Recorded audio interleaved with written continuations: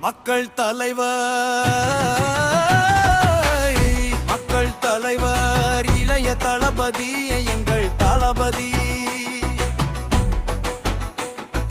மென் காக்க இனம் காக்க பெண் காக்க நம் பேர் காக்க வறுமை ஒழித்திட வளம் செழிந்திட மாற்றம் வேண்டும் மாற்றம் வேண்டும்.